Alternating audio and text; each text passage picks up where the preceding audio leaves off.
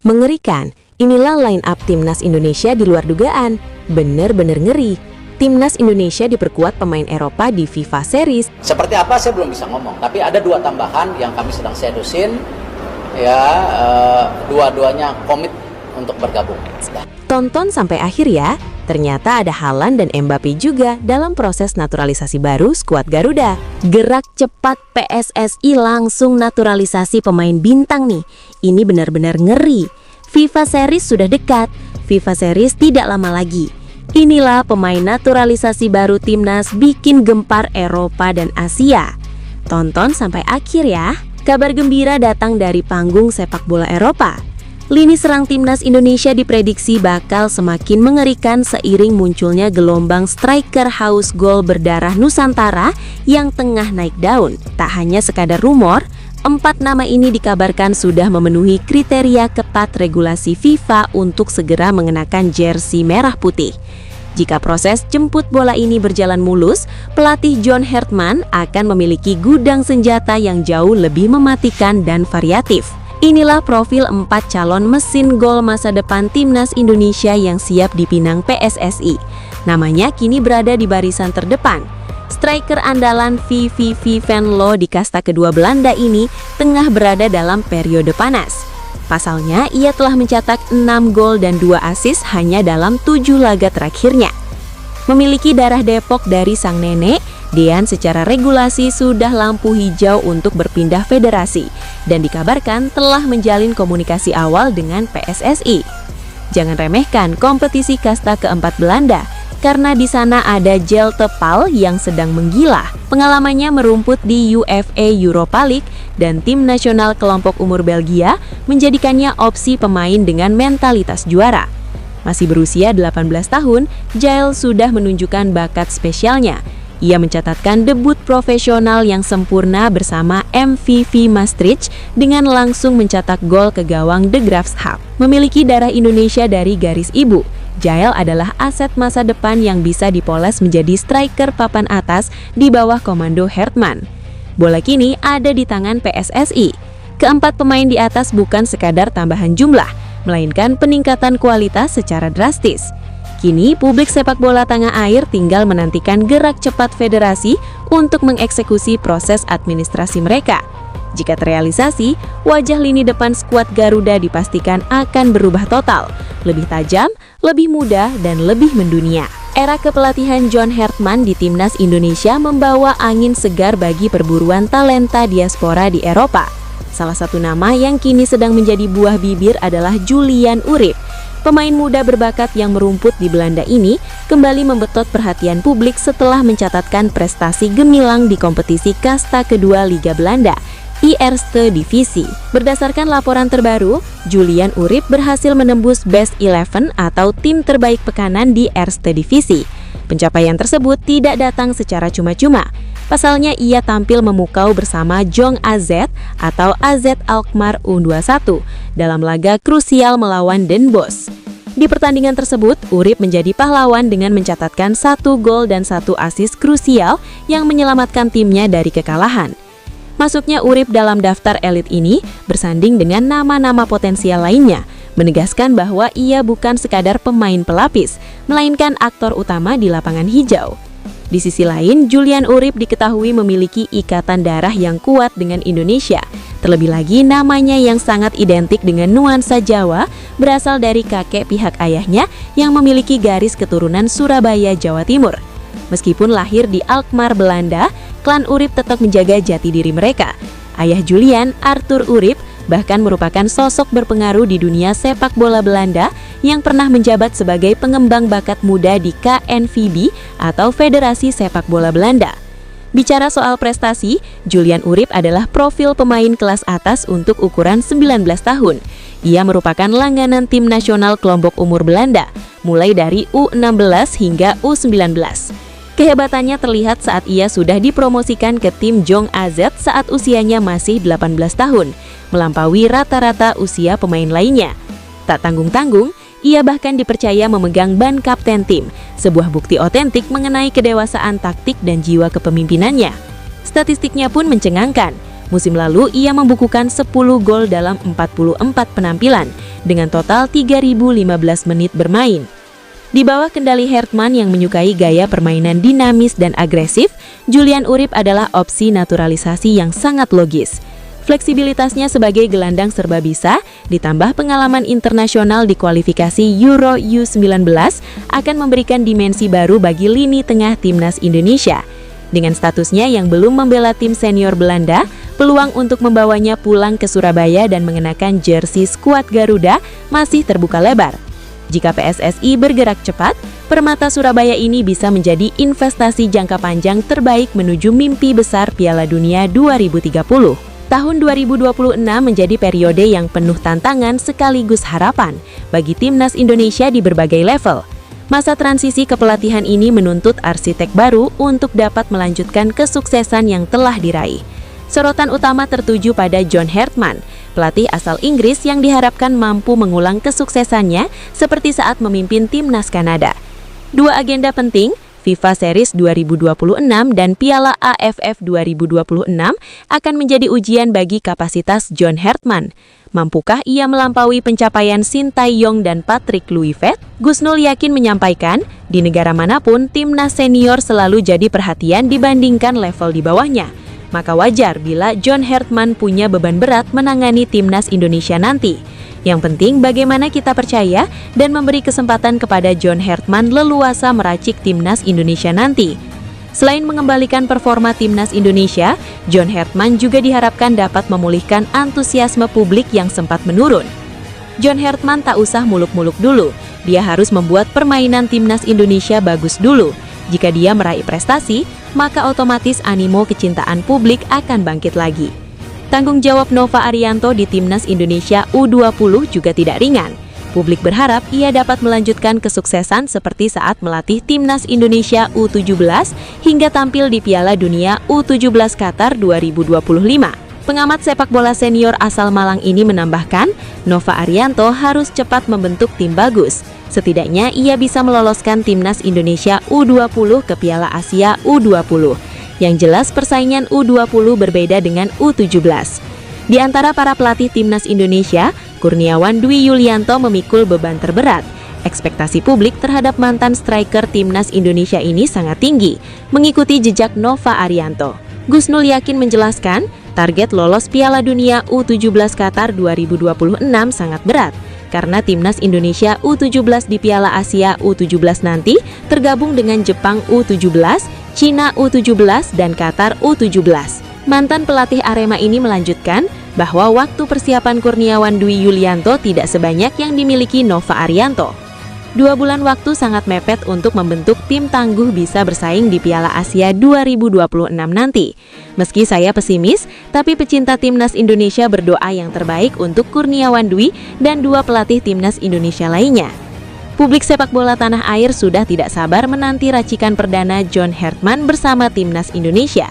Debut sang juru taktik asal Inggris ini akan tersaji dalam ajang FIFA Series 2026 melawan Saint Kitts and Nevis. Laga krusial ini dijadwalkan berlangsung di Stadion Utama Gelora Bung Karno, Senayan pada Jumat 27 Maret 2026. Pertandingan tersebut menjadi panggung pembuktian bagi kapasitas mantan pelatih timnas Kanada tersebut. Banyak pihak merasa penasaran dengan perubahan gaya main yang akan diusung oleh skuad Garuda. Ekspektasi tinggi kini membumbung menyusul reputasi mentereng yang dibawa oleh Hertman ke tanah air. Pengamat sepak bola nasional, Roni Pangamanan, menilai momentum ini sangat dinantikan oleh para supporter. Aura positif mulai terasa sejak kehadiran sang pelatih di ibu kota. Salah satu hal yang paling mencuri perhatian adalah komitmen luar biasa John Hertman di luar lapangan. Tidak seperti pelatih asing sebelumnya, dia bersedia menetap sepenuhnya dengan memboyong keluarganya ke Jakarta. Langkah ini dianggap sebagai sinyal militan bahwa dia serius membangun sepak bola Indonesia jangka panjang. Pengorbanan ini pun mendapat apresiasi luas karena jarang dilakukan oleh ekspatriat di kursi kepelatihan. Kalau saya lihat dia ini auranya bagus, karena dia bersedia membawa keluarganya untuk tinggal di Jakarta. Selain urusan pribadi, Hertman juga menunjukkan sikap kooperatif terhadap kebijakan federasi. Dia bersedia bekerja sama dengan asisten pelatih lokal tanpa membawa banyak stas bawaan dari luar negeri. Hal ini dinilai sangat positif untuk menjaga chemistry di dalam tim kepelatihan. Dia hanya membawa 1 hingga 2 orang asisten kepercayaan untuk membantunya merancang strategi. Dia juga bisa mengikuti permintaan PSSI untuk menggunakan asisten pelatih lokal. Ini bagi saya adalah satu hal yang positif, tambah Bung Ropan. Menurutnya, Hertman tidak membawa gerbong asisten pelatih yang terlalu banyak demi efektivitas kerja. Dia tidak membawa gerbong asisten pelatih yang banyak, tetapi hanya 1 hingga 2 orang saja, tegasnya. Menjelang duel kontra Saint Kitts and Nevis, John Hertman sebenarnya diuntungkan dengan kedalaman skuad yang mumpuni. Barisan pemain naturalisasi yang berkarir di liga-liga top Eropa menjadi senjata mematikan. Sebut saja Jay Izes di Sassuolo hingga Marten Paes yang kini membela Ajax. Keunggulan kualitas pemain inilah yang membuat Indonesia jauh lebih diunggulkan di atas kertas. Secara kedalaman skuad, kita itu sudah lebih bagus daripada lawan. Namun sepak bola tidak bisa hanya melihat itu saja, kata Ropan mewanti-wanti. Ia menegaskan bahwa kualitas di atas kertas bukanlah jaminan mutlak untuk meraih kemenangan dengan mudah. John Hertman sebenarnya bukan orang asing bagi calon lawannya tersebut. Saat masih menangani Kanada 2018, ia pernah mengalahkan Saint Kitts and Nevis dengan skor tipis. Pengalaman masa lalu tersebut seharusnya mempermudah dirinya dalam memetakan kekuatan lawan. Kini kejeliannya dalam meramu start.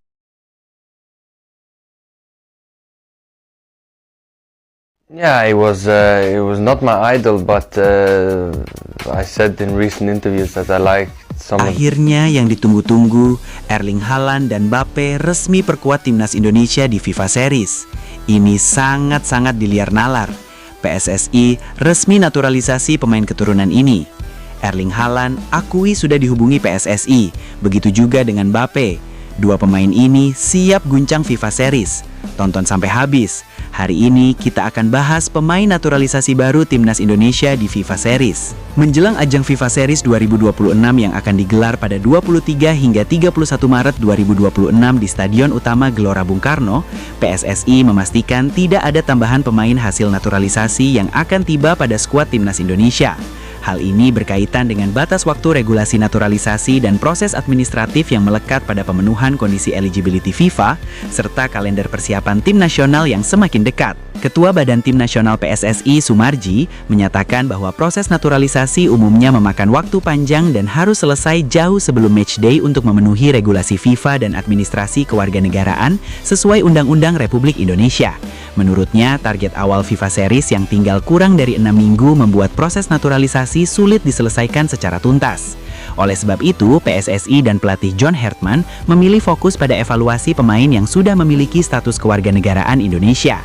Secara umum, aturan eligibility FIFA mencaratkan pemain yang akan mewakili sebuah negara harus sudah berstatus sepenuhnya sebagai warga negara-negara tersebut sebelum daftar akhir kompetisi ditutup oleh konfederasi atau organizer, serta harus memenuhi tuntutan administratif seperti paspor yang sah dan bukti hubungan kewarganegaraan sesuai regulasi lokal dan FIFA. Walaupun FIFA tidak menentukan tanggal garis akhir tunggal untuk semua kontes, federasi nasional yang ingin memproses naturalisasi biasanya harus melihat tanggal penutupan resmi pendaftaran pemain oleh badan penyelenggara maupun federasi sepak bola regional. Kebijakan ini semakin diperkuat oleh tren global soal integritas kompetisi. Sepanjang 2025, FIFA menindak beberapa federasi atas penggunaan dokumen naturalisasi yang dipermasalahkan, termasuk insiden naturalization scandal yang menjerat 7 pemain tim nasional Malaysia karena dugaan penggunaan dokumen palsu, repudiated eligibility, kasus yang masih berproses di Lembaga Banding Olahraga Internasional atau CAS. Dengan ketatnya persyaratan administratif dan waktu yang sempit menjelang FIFA Series 2026, PSSI kini memilih menunda proses naturalisasi baru dan memaksimalkan potensi pemain lokal serta pemain keturunan yang kewarganegaraannya telah clear secara administratif. Keputusan ini dinilai sebagai langkah aman mengantisipasi risiko ineligibility atau sanksi administratif dari FIFA. Dunia sepak bola Asia Tenggara kembali memanas setelah muncul tuduhan serius yang diarahkan kepada Ketua Umum PSSI. Media asal Malaysia, My News Hub, mengklaim bahwa sosok nomor 1 di persepakbolaan Indonesia tersebut merupakan dalang di balik pelaporan kasus pemain naturalisasi ilegal yang melibatkan tim nasional mereka. Menjelang gelaran FIFA Series yang akan berlangsung pada 27 hingga 30 Maret 2026 di Stadion Utama Gelora Bung Karno, sejumlah pemain yang berkarir di luar negeri atau abroad masih menghadapi dinamika kontrak dengan klub masing-masing tanpa larangan keras dari federasi yang membatasi langkah profesional mereka. Para pemain abroad seperti bek Jay Itzes dan kiper Marten Pes yang pernah bergabung dalam skuad timnas Indonesia untuk laga kompetitif tidak terikat kewajiban khusus dari PSSI terkait posisi atau status kontrak bersama klub di luar negeri menjelang ajang FIFA Series 2026. Menurut pernyataan resmi, PSSI tidak memiliki kewenangan melarang atau mengatur langkah pemain diaspora untuk kembali ke kompetisi domestik atau melanjutkan kontrak profesional mereka di liga luar negeri hingga akhir kontrak, tanpa kewajiban untuk hengkang demi fokus timnas Indonesia. Praktik ini terlihat dalam beberapa musim terakhir, termasuk agenda pertandingan timnas sebelumnya, di mana sejumlah abroad seperti Nathan Chue Oan di Willem II Tullyburg, Justin Hubner di Fortuna Sittard, dan lainnya telah dipanggil untuk kompetisi internasional. Namun kontrak klub tetap menjadi prioritas utama mereka sepanjang musim kompetisi klub berlangsung. Kebijakan ini sejalan dengan pernyataan pelatih baru John Herdman yang menegaskan pencarian pemain untuk ajang internasional bersifat selektif, di mana ia melakukan scouting dan evaluasi performa setiap individu secara independen dari komitmen klub mereka. Fakta ini berarti bahwa status kontrak abroad seperti Jay Itzes, Marten Pes, Nathan Chue Oan, Shane Patinama, dan lainnya semua tetap terikat kontrak klub tanpa pembatasan oleh Federasi Sepak Bola Indonesia hanya akan mempengaruhi kesiapan mereka bergabung di FIFA Series sesuai jadwal internasional yang sudah ditetapkan. Sejauh ini, publik belum melihat keputusan pemutusan kontrak atau perubahan status profesional yang signifikan bagi para pemain abroad tersebut menjelang turnamen mini internasional yang juga menjadi pemanasan bagi timnas Indonesia sebelum agenda kompetisi resmi seperti Piala AFF 2026. Penyerang andalan Malut United FC, Ciro Alves, kini tengah menapaki babak baru dalam perjalanan karir profesionalnya. Ciro Alves yang merupakan pemain asal Brasil menunjukkan keseriusan luar biasa untuk segera menuntaskan proses naturalisasi menjadi warga negara Indonesia. Langkah besar tersebut diambil bukan sekedar formalitas, melainkan bukti otentik dedikasinya bagi sepak bola nasional. Bagi Ciro, Indonesia bukan lagi sekedar tempat mencari nafkah, melainkan rumah kedua yang telah mencuri hatinya. Ia mengaku telah menjatuhkan pilihan hidup untuk menetap di tanah air dalam jangka panjang. Memperkuat skuad Garuda di level internasional pun kini menjadi impian terbesar yang ingin ia wujudkan segera. Saya bermain di sini dan telah jatuh cinta kepada negara Indonesia, ungkap Ciro dengan nada penuh keyakinan. Rasa cinta tersebut tumbuh subur seiring interaksinya dengan keramahan masyarakat serta atmosfer kompetisi yang kompetitif. Budaya lokal yang kental juga membuatnya merasa sangat nyaman membangun masa depan di Indonesia. Komitmen Ciro tidak hanya berhenti pada kata-kata manis di hadapan media massa. Ia telah melayangkan surat resmi yang menyatakan kesiapannya menanggalkan kewarganegaraan asalnya demi memeluk status WNI. Keputusan berani ini diambil untuk menghindari status kewarganegaraan ganda, sekaligus mempertegas integritasnya sebagai calon pemain nasional. Ciro ingin memastikan seluruh administrasi berjalan sesuai aturan hukum yang berlaku di Indonesia. Ia berharap seluruh tahapan proses naturalisasi ini dapat segera rampung tanpa kendala berarti. Dengan demikian, ia bisa sesegera mungkin masuk dalam skema pemanggilan pelatih timnas Indonesia untuk agenda-agenda penting mendatang. Keseriusan Ciro bukan sekedar isapan jempol. Hal ini dikonfirmasi langsung oleh Kepala Kementerian Hukum dan Kehakiman Maluku Utara, Budi Argap Situngkir. Pihaknya menyatakan dukungan penuh terhadap proses permohonan naturalisasi Ciro, asalkan seluruh dokumen persyaratan telah terpenuhi. Apabila berkas permohonan sudah sesuai serta lengkap, bisa kami proses segera lewat sistem AHU online, ucap Budi Argap Situngkir di Ternate, Sabtu tanggal 14 Februari 2026, sebagaimana dilansir dari Antara. Ciro Alves bukanlah nama asing di telinga pecinta sepak bola tanah air. Perjalanannya di Indonesia dimulai bersama PS Tira, kini Persikabo 1973, sebelum akhirnya meraih puncak kejayaan bersama Persib Bandung. Di bawah bendera Maung Bandung, ia berhasil membawa klub asal Jawa Barat ini mendapatkan 2 gelar Liga 1 berurutan, yakni musim 2023-2024 dan 2025-2026. Kini meski telah berganti seragam menjadi Malut United, ketajaman Ciro yang kini menjalani proses naturalisasi belum memudar. Sepanjang musim berjalan, pemain berusia 36 tahun ini masih tampil gacor dengan koleksi 9 gol. Statistik ini menjadi bukti bahwa kualitas fisiknya masih sangat kompetitif untuk bersaing di level tertinggi. Hadirnya Ciro di lini depan timnas Indonesia kelak diprediksi akan menambah variasi serangan yang lebih mematikan. Pengalamannya yang sangat panjang di liga domestik membuatnya memiliki keunggulan dalam hal adaptasi cuaca dan gaya bermain tim-tim Asia. Kini publik sepak bola nasional tinggal menanti waktu hingga proses naturalisasi Ciro Alves selesai. Selain itu, juga benar-benar eligible mengenakan jersey merah putih di lapangan hijau. Nama Ilyas Al-Hafd kembali mencuat dalam perbincangan seputar calon pemain keturunan yang berpotensi memperkuat timnas Indonesia. Winger yang kini membela True Bangkok United itu tampil menonjol di kompetisi Asia, membuka kembali peluang yang sempat redup sejak era pelatih sebelumnya. Performa terbarunya menjadi sorotan setelah ia mencetak gol saat menghadapi MacArthur FC pada babak 16 besar ajang kontinental Asia. Gol tersebut membantu klubnya meraih kemenangan 2-0 dan memperkuat kontribusinya sepanjang turnamen. Penampilan itu menambah catatan produktifnya di kompetisi antar klub Asia musim ini. Momentum tersebut kembali menempatkannya dalam radar pengamatan, terutama karena ia memiliki garis keturunan Indonesia dari kakek dan nenek yang berasal dari Solo, Jawa Tengah. Al-Hafd lahir pada 23 Februari 1997 di Rotterdam, Belanda, dengan latar belakang keluarga campuran Maroko Indonesia. Ia menempuh pendidikan sepak bola sejak usia muda di akademi lokal sebelum berkembang bersama sistem pembinaan Sparta Rotterdam. Debut profesionalnya datang pada musim 2015 per 2016.